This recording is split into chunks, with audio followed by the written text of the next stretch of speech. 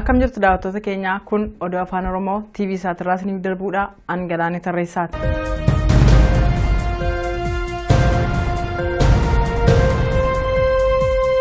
Warraaqsi biyyaalessaa Itoophiyaa dhiyeenya kana paartilee afuriin hundeeffame walgahii biyya Swiidin magaalaa Stookholmitti deeggartootaa wajjin taasise haala milkaa'in akka xumure beeksise. Walgahii kana irratti hoogganaan Arbanyoo Gimboot Sabaat Profeesar Biraanuu Naggaa hoogganaa adda Dimookiraasummaa Oromoo Obbo Leencoo Lataa fi hoogganaan paartii uummata Affaar Dr. Kontee Musaa argamaniiru. Swiidinitti qindeessaan warraaqsa biyyaalessaa Obbo Zalaallee Tsagga-Sillaasee kaayyoo walgahichaa ibsaniiru. Profeesar Biraanuu Naggaa paartilee warraaqsa biyyaalessaa hundi tokkummaa Itoophiyaatti kan amananii fi rakkoo jiru karaa diimokiraataa ta'een furuun sirna diimokiraasii hordofuun murteessaa ta'utti kan waliigalan jedhan.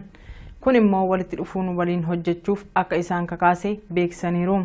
Warraaqsi biyyaalessaa kun kan dhaabbilee malee bakka bu'iinsa sabaa akka hin qabne Profeesar Biraanuun himaniiru. Eenyu bakka bu'iinsa uummataa osoo hin argatin bakka bu'iinsa sabaa fi sablammootaa irratti hundaa'uun tokkummaa uumuu hin danda'u jedhan. Dhaabni kamuu tokkummaa Itoophiyaatti kan amanuuf sirna diimokiraatawaa hundeessuuf fedhii kan qabu yoo ta'e miseensa warraaqsa kanaa ta'uun hojjechuu akka danda'us dubbataniiru. Hoogganaan adda Dimookiraasummaa Oromoo Obbo Leencoo Lataa gama isaaniitiin qabsoon dhuunfaadhaan taasifamu eessaanuu akka nama hin geenye muuxannoon waggoota 25 darbanii barnoota jedhan. Biyyoonni dhiyaas akka bakka tokkotti qindoofnuuf fedhii qaba kan jedhan Obbo Leencoon warraaqsi biyyaalessaa kunis fagoo deemuun amantii isaanii ta'uu himaniiru. Uummanni Affaar tokkummaa Itoophiyaa yeroo kamuu hin mormu kan jedhan immoo hoogganaan paartii uummata Affaar Dr. Kontee Musaati. Sabaan gurmaa'uu kan barbaadaniif naannoon isaanii xiyyeeffannaa akka argatuuf waan ta'eef yeroo Itoophiyaan diimokiraatawaa ijaaramte siyaasi sabaa akka hafus Dr. Konteen beeksisaniiru. Biyya Noorweetti walgahicha irratti kan hirmaate atileet Mulgeetaa Zawudee uffata fakkii Obbo Andaargaachoo Tsigee irra jiru uffatee ittiin dorgomee fi waancaa badhaafame warraaqsa biyyaalessaa kanaaf kenneera. Qophii kanarratti galii baay'een akka walitti qabames qopheessitoonni beeksisaniiru.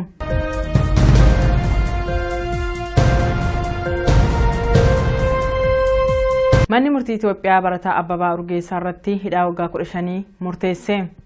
Manni murtii olaanaa federaalaa barattoota Oromoo waggaa 2 dura maastar pilaanii magaalaa Finfinnee fi magaalota Oromiyaa godina addaa waan mormaniif maqaa gocha shororkeessummaa jedhuun tibbana itti murteessee jira.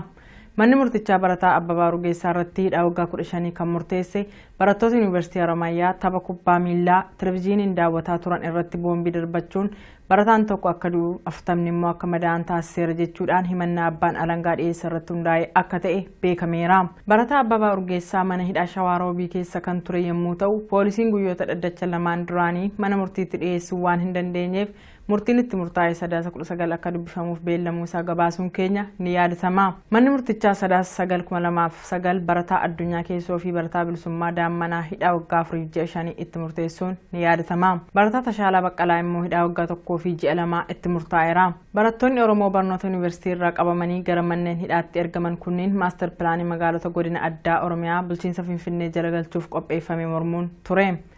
Boombii barattoota Yuunivarsiitii Harammayyaatti darbatame jedhame kanas qaamoleen tika mootummaa akka qindeessan keessa beektonni ni dubbatu. Yeroo garagaraatti gocha boombii dhoosuun saba tokko saba biraa wajjin walitti buusuu fi maqaa amantiin jeequmsa uumuun qaamolee tika mootummaa Itoophiyaa dhalattoota Oromoo baay'ee hidhaa waan turaniif ammas diraamaa qindeessaniin barattoonni kunniin akka hidhaman keessa beektonni himaniiru. Mootummaan maastar pilaanicha haqe jedhee himus maqaa shororkeessummaa jedhuun dhalattoonni Oromoo ragaa sobaan manneen hidhaa keessatti dararamuun akkuma itti fufeetti jira.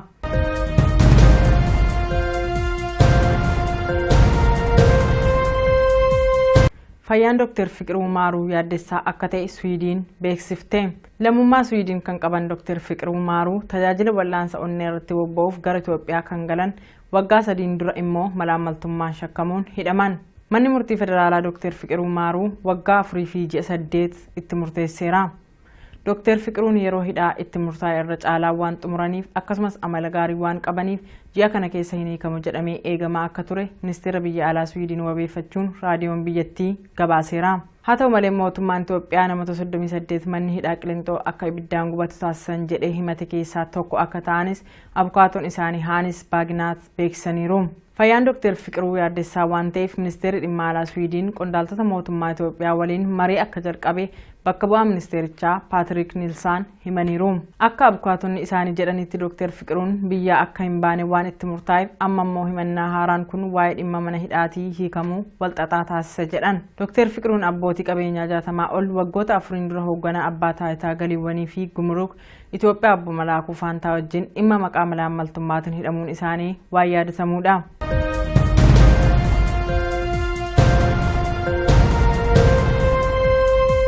Ministeerri dhimma alaa Birteen mirga lammiilee biyyattii kabachiisuuf waadaa galan dhugoomsuu akka qaban paartiin Leebaar waamicha dhiyeesseera.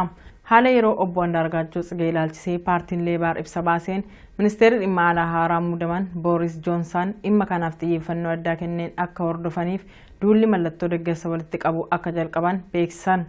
Haala yeroo obbo Andaargaachoo Tsigee ilaalchisee paartiin Leebaar ibsa baaseen ministeerri dhimma alaa haaraa muudaman Booris Joonsan dhimma kanaaf xiyyeeffannoo addaa kennanii akka hordofaniif duulli mallattoo deeggarsa walitti qabu akka jalqaban beeksiseera.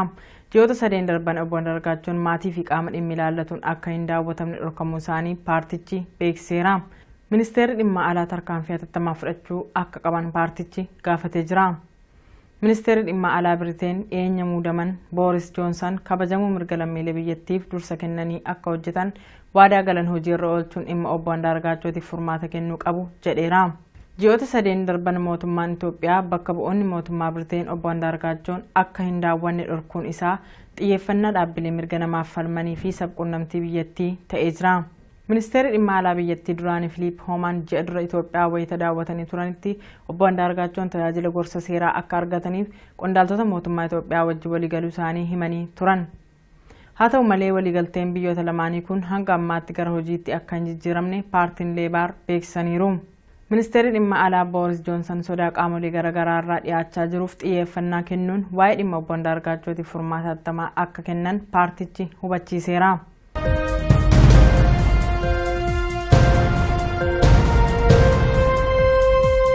Balaa godina Geediyoo keessatti qaqqabeef kan itti gaafatamu mootummaa Itoophiyaa akka ta'e dhalattoonni saba Geediyoo biyyoota alaa jiran beeksisan. Godina Geediyootti balaa walitti bu'iinsaatiin qaqqabeef itti gaafatamummaa fudhachuu kan qabu mootummaa Itoophiyaa akka ta'e dhalattoonni saba Geediyoo biyyattii garaagaraa keessa jiraatan himan. Ibsi karaa waldaa isaaniitiin kennan akka jedhanitti lubbuu namaa darbee fi qabeenya manca'eef gaddi guddaan itti dhaga'ameera. Sabni Geediyoo sabaa fi sablammoota godinicha keessa jiraatan kan biroo wajjin rakkoo tokkollee akka hin qabne waldaan kun beeksiseera. Yeroo biyyattiin haala siyaasaa tasgabbaa'aa keessa hin jirretti lafa na ilaallata jedhuu fi walitti bu'iinsa uumuu danda'u irratti murtii kennuun walitti bu'iinsi akka uumamuuf sababa akka ta'e beeksisaniiru. Murtiin wal falmisiisaan kun kan murteeffameef itti yaadamee walitti bu'iinsa uumuuf akka ta'e ibsi waldaa dhalattoota saba Geediyoo biyyoota alaa jiraatanii kun mirkaneesseera. Sabni kun yeroo ammaa malaammaltummaa haqaa fi bulchiinsa gaarii dhabuu fi cunqursaa olaantummaa siyaasaa saba tokkoo Itoophiyaa keessatti dagaageen rakkachaa jiras jedhan. Dhaabbilee siyaasaa akka meeshaa piroopagaandaatti itti fayyadamuun hatattamaan akka dhaabbachuu qabuu fi gocha kanas akka balaaleffatan beeksisaniiru. Balaa uumameef itti gaafatamaan mootummaa aangoorra jiru akka ta'es himan. Gocha dimshaashaan hidhuu fi ajjeesuu yeroo ammaa godinicha keessatti hammaatee itti fufe ni balaaleffanna jedhan. Ajjechaa fi hidhaan dimshaashaan hojjettoota mootummaa, hayyoota, abbootii qabeenyaa, barattootaa fi dargaggoota saba Geediyoo irra gahaa jiru dhaabbachuu akka qabu waldaan kun waamicha dhiyeesseera.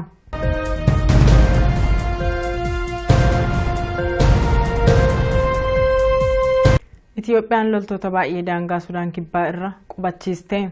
Itiyoophiyaan naannoo Gaambeellaa keessa loltoota baay'ee qubachiisuu ishee barruun Jeneraal Aviyeeshin jedhamu gabaaseera. Walitti bu'iinsa dhiyeenya kana Sudaan kibbaa keessatti uumame wajjin wal qabatee Itiyoophiyaan loltoota ishee daangaa biyyattii wajjin ittiin wal daangessu irra qubachiisuuf dirqamuu ishee barruun kun gabaaseera. Mootummaan Itoophiyaa garee riphee loltoota Riek Machaarii wajjin waliigaltee dhabuun naannichatti tasgabbiin akka hin jiraanneef sababa ta'uu akka malu qaamoleen adda addaa himaniiru. Naannichatti humni waraanaa baay'een qubatee akka jiru kan gabaase barruun Jeneraal Aviyeeshinii garuu sababa maaliif akka ta'e waan jedhe hin qabu. Itoophiyaan waliigaltee Sudaan kibbaa wajjin qabduun hoogganaan garee riphee loltoota Riek Machaarii akka daangaa Itoophiyaa hin seenne dhorkitee jirti. Riek Machaar yeroo darbee viizaa gara Itoophiyaa isaan seensisuu hin qaban jechuun buufata xiyyaaraa addunyaa booleetti gara Afrikaa kibbaatti akka deebi'aniif dirqamuun isaa ni yaadatama. Waajjirri muummee garee riphee loltoota Riek Machaariin hoogganamu dhiyeenya daangaa Itoophiyaatti argama. Waajjira muummee garichaa dhiyeenya Gaambeellaatti argamu kanatti yeroo ammaa loltoonni baay'een qubatanii akka jiran beekameera. Mootummaan Itoophiyaa waa'ee qubannaa loltoota kanaa wanti jedhe hin jiru.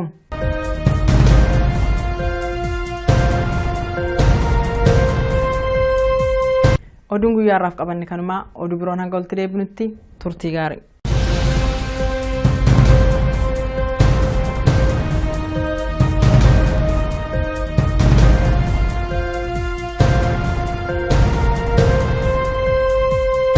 Waggaa sadiin dura immoo malaamaltummaan shakkamuun hidhaman. Manni murtii federaalaa Dr. Fiqiruu Maaruu waggaa 4 fi ji'a 8 itti murteesseera.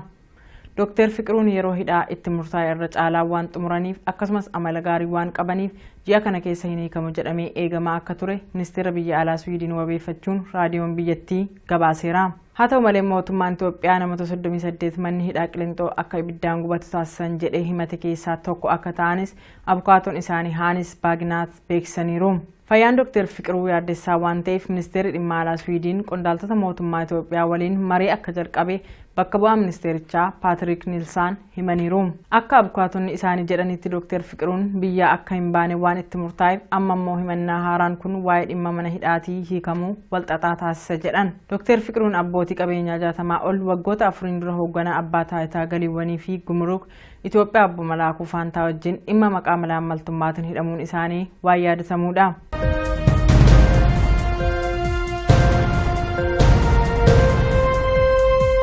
Ministeerri dhimma alaa Birteen mirga lammiilee biyyattii kabachiisuuf waadaa galan dhugoomsuu akka qaban paartiin Leebaar waamicha dhiyeesseera.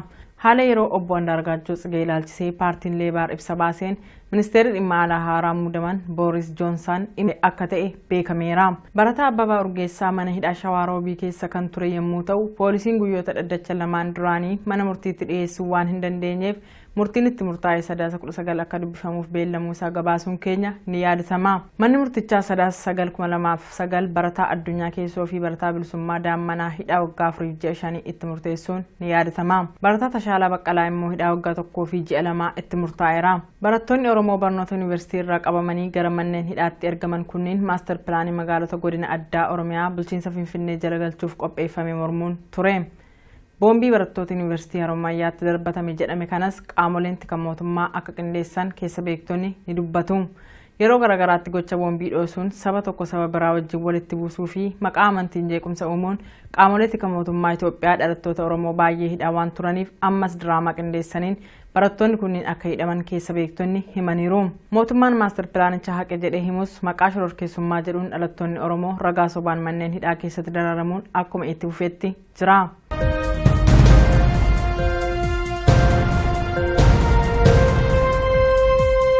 Fayyaan Dr. Fiqiruu Maaruu yaaddessaa akka ta'e Swiidin beeksifte.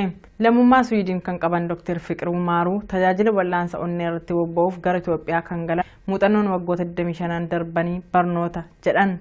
Biyyoonni dhiyaas akka bakka tokkotti qindoofnuuf fedhii qaba kan jedhan obbo Leencoon warraaqsi biyyaalessaa kunis fagoo deemuun amantii isaanii ta'uu himaniiru. Uummanni Affaar tokkummaa Itoophiyaa yeroo kamuu hin mormu kan jedhan immoo hoogganaan paartii uummata Affaar Dr. Kontee Musaati. Sabaan gurmaa'uu kan barbaadaniif naannoon isaanii xiyyeeffannaa akka argatuuf waan ta'eef yeroo Itoophiyaan dimokiraatawaa ijaaramtee siyaasi sabaa akka hafus Dr. Konteen beeksisaniiru. Biyya Norweetti walga'icha irratti kan hirmaate atileet Mulgeetaa Zawudee uffata fakkii obbo Andaargaachoo Tsigee irra jiru uffatee ittiin dorgomee fi waancaa badhaafame warraaqsa biyyaalessaa kanaaf kenneera. Qophii kanarratti galii baay'een akka walitti qabames qopheessitoonni beeksisaniiru.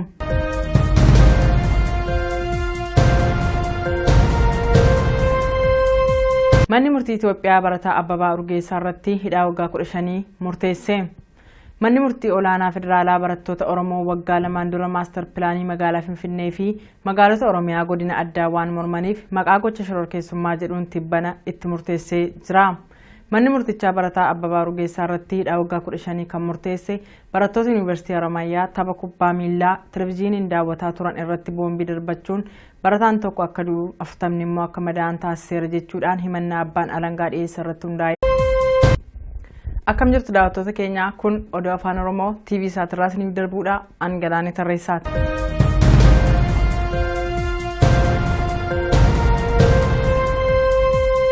Warraaqsi biyyaalessaa Itoophiyaa dhiyeenya kana paartilee afuriin hundeeffame walgahii biyya Swiidin magaalaa Stookholmitti deeggartootaa wajjin taasise haala milkaa'in akka xumure beeksise. Walgahii kana irratti hoogganaan Arbanyooch Gimboot Sabaat Profeesar Biraanuu Naggaa hoogganaa adda Dimokiraasummaa Oromoo obbo Leencoo Lataa fi hoogganaan paartii uummata Affaar Dr. Kontee Musaa argamaniiru. Swiidinitti qindeessaan warraaqsa biyyaalessaa obbo Zalaalech Agasillaasee kaayyoo walgahichaa ibsaniiru. Profeesar Biraanuu Naggaa paartilee warraaqsa biyyaalessaa hundi tokkummaa Itoophiyaatti kan amananii fi rakkoo jiru karaa diimokiraataa ta'een furuun sirna diimokiraasii hordofuun murteessaa ta'utti kan waliigalan jedhan.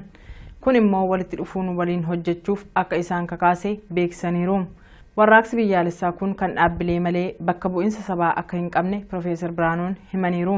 Eenyu bakka bu'iinsa uummataa osoo hin argatin bakka bu'iinsa sabaa fi sablammootaa irratti hundaa'uun tokkummaa uumuu hin danda'u jedhan. Dhaabni kamuu tokkummaa Itoophiyaatti kan amanuuf sirna diimokiraatawaa hundeessuuf fedhii kan qabu yoo ta'e miseensa warraaqsa kanaa ta'uun hojjechuu akka danda'us dubbataniiru. Hoogganaan adda diimokiraasummaa Oromoo Obbo Leencoo Lataa gama isaaniitiin qabsoon dhuunfaadhaan taasifamu eessaanuu akka nama hin geenye dhimma kanaaf xiyyeeffannoo addaa kenneen akka hordofaniif duulli mallattoo deeggarsa walitti qabu akka jalqaban beeksisan. Haala yeroo obbo Andaargaachoo Tsigee ilaalchisee paartiin Leebaar ibsa baaseen ministeerri dhimma alaa haaraa muudaman Booris Joonsan dhimma kanaaf xiyyeeffannoo addaa kennanii akka hordofaniif duulli mallattoo deeggarsa walitti qabu akka jalqaban beeksiseera. Ji'oota 3 darban obbo Andaargaachoon maatii fi qaama dhimmi ilaallatuun akka hin daawwatamne dhorkamuu isaanii paartichi beeksiseera. Ministeerri dhimma alaa tarkaanfii hatattamaa fudhachuu akka qaban paartichi gaafatee jira. Ministeerri dhimma alaa Biriteen dhiyeenya muudaman Booris Joonsan kabajamuu mirga lammiilee biyyattiif dursa kennanii akka hojjetan waadaa galan hojiirra oolchuun dhimma obbo Andaargaachootiif furmaata kennuu qabu jedheera. Ji'oota 3 darban mootummaan Itoophiyaa bakka bu'oonni mootummaa Biriteen obbo Andaargaachoon akka hin daawwanne dhorkuun isaa xiyyeeffannaa dhaabbilee mirga namaaf falmanii fi sabquunnamtii biyyattii ta'ee jira. Ministeerri dhimma alaa biyyattii duraanii Filiip Hoomaan ji'a dura Itoophiyaa wayita daawwatanii turanitti obbo Andaargaachoon tajaajila gorsa seeraa akka argataniif qondaaltota mootummaa Itoophiyaa wajjin waliigaluu isaanii himanii turan. Haa ta'u malee waliigalteen biyyoota lamaanii kun hanga ammaatti gara hojiitti akka hin jijjiiramne paartiin Leebaar beeksisaniiru. Ministeerri dhimma alaa Booris Joonsan sodaa qaamolee garaagaraa irraa dhiyaachaa jiruuf xiyyeeffannaa kennuun waa'ee dhimma obbo Andaargaachootiif furmaata hatattamaa akka kennan paartichi hubachiise.